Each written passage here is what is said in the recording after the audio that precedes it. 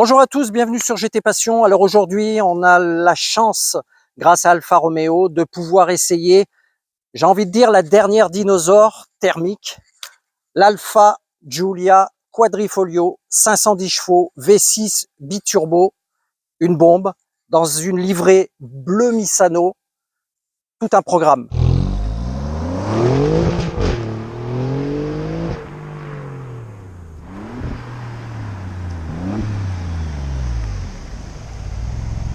Alors je ne vais pas vous faire l'affront de vous présenter l'Alfa Romeo Giulia, tout le monde la connaît, mais cette livrée a des particularités qui sont très visibles, notamment cette face avant qui est très bodybuildée, avec un rabaissement de 25 mm, une présence de carbone un peu partout sur la face avant avec les grilles, un capot bombé rainuré qui cache le fameux V6 à 90 degrés de 510 chevaux, l'ensemble des optiques qui a été retravaillé, notamment les jantes 19 pouces que vous reconnaissez avec des étriers et des freins carbone céramique de toute beauté. On va détailler un petit peu plus les rétroviseurs qui sont bien entendu tout carbone.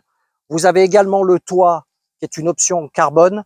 On passera à l'arrière tout à l'heure et vous verrez également les différentes modifications qui ont été apportées sur ce modèle.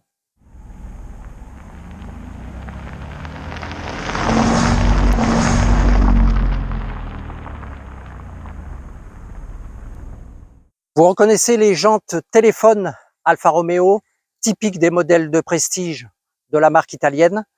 Sur ce modèle Giulia, vous avez également la présence d'un léger béquet tout carbone qui permet d'avoir un effet quand même de stabilité de la voiture. Vous avez la fameuse jupe arrière avec les 4 sorties d'échappement Akrapovic en titane, c'est une option également sur ce véhicule, mais le diffuseur est assez fabuleux. Voilà, tout cet ensemble donne une homogénéité à la voiture, un plaisir de conduite. Je vais vous montrer quand même le cœur de la bête, parce que sans ça, cette Giulia n'existerait pas. Le fameux V6 à 90 degrés de 510 chevaux d'origine Ferrari. Alors vous l'avez compris, pour promener les 1620 kg de cette Giulia, il fallait un monstre. Et le monstre, le voilà, caché sous un capot entièrement en carbone. Voilà le V6 biturbo à 90 degrés, d'origine Ferrari, qui développe, je vous le rappelle, 510 chevaux. Une mécanique diabolique, le plaisir à l'état pur. Alors mieux que des mots, eh ben écoutez, on va aller essayer cette Alfa et on va voir comment elle chante sur la route. Vous n'allez pas être déçus du tout, du tout. Alors à l'intérieur de cette diva italienne, tout respire le sport, hein, avec des inserts de carbone un peu de partout.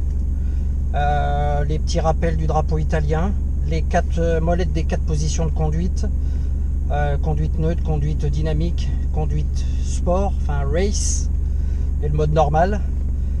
Tout ce qui est écran, divertissement et réglages divers de la voiture, les fameux contours Alfa Romeo, superbe.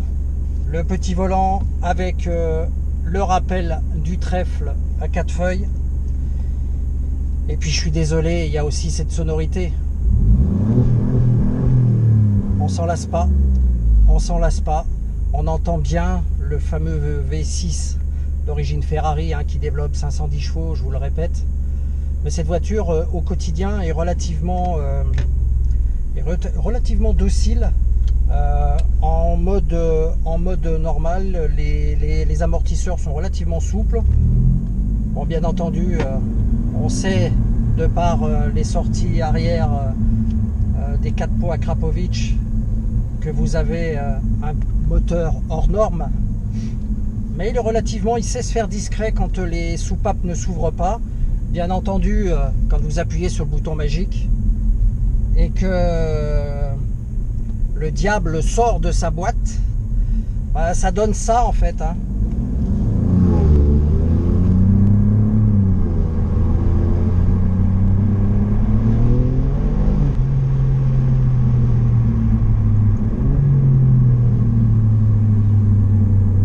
C'est assez fabuleux. Alors Alors bien entendu, hein, vous le devinez, pour faire ça sur route fermée, c'était notre cas. Nous étions dans un endroit où il n'y a pas de circulation.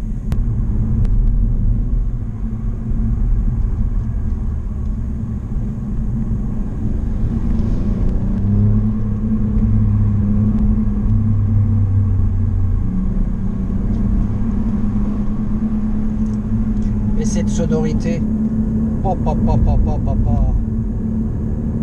une diva italienne.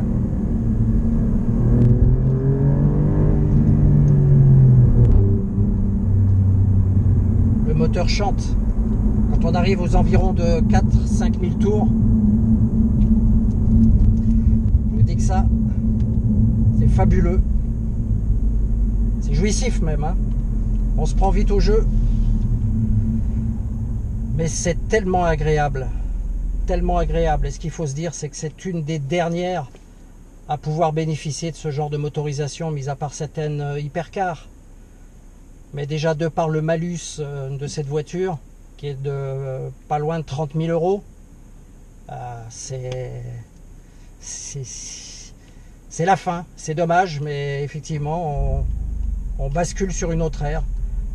Et d'essayer des véhicules thermiques comme ça, avec autant de performance, surtout sur une belle italienne, et pour ça la Giulia est extraordinaire.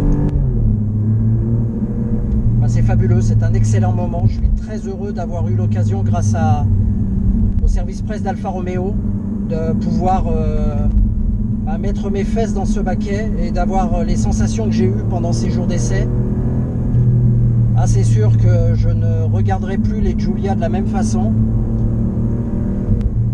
Je vous invite, si vous avez l'occasion d'ailleurs, un jour de pouvoir essayer ce type de véhicule, de vous faire plaisir, parce que c'est tellement rare, et ça va devenir tellement rare qu'il ne faut pas hésiter.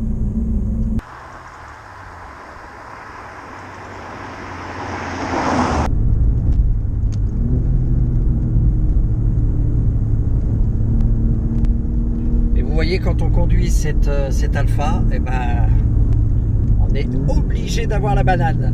C'est obligé.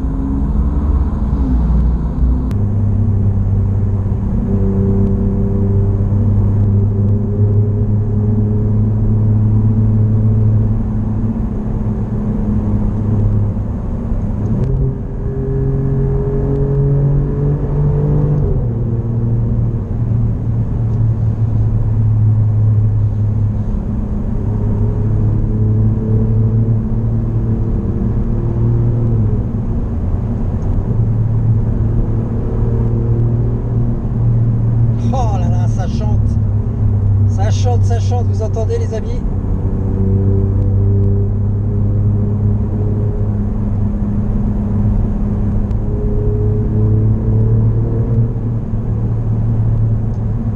Fabuleux.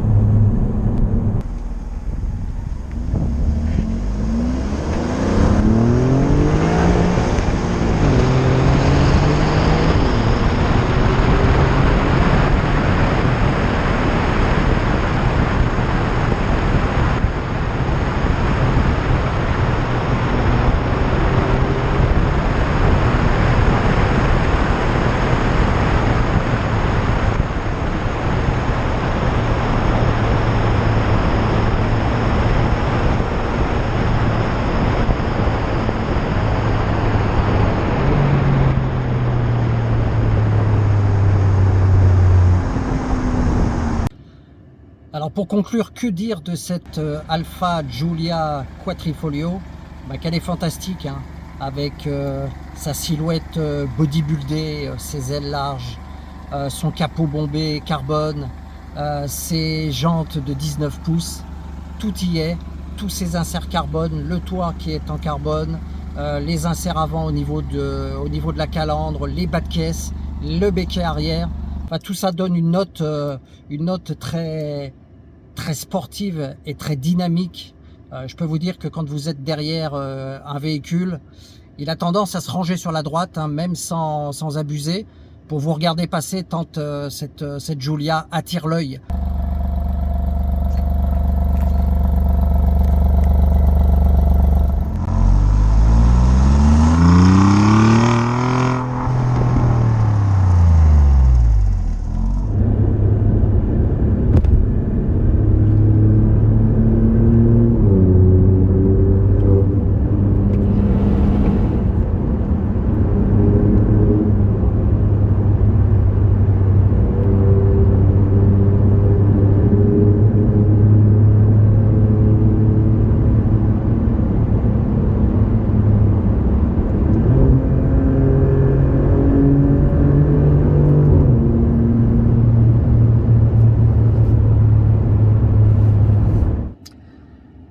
Et alors, eh ben, il va falloir que je la rende, cette Alfa Romeo. Un regret, vraiment un regret. Il va falloir que je la rende. Mais quel plaisir, un kiff. Vraiment, si vous avez la possibilité d'essayer cette voiture, dépêchez-vous, parce qu'elle va bientôt disparaître. Et je pense que nos enfants ne la connaîtront jamais, parce que c'est un dinosaure de puissance. Elle est phénoménale, elle est belle, elle est italienne, c'est une diva. À bientôt et n'oubliez pas de vous abonner. Ciao.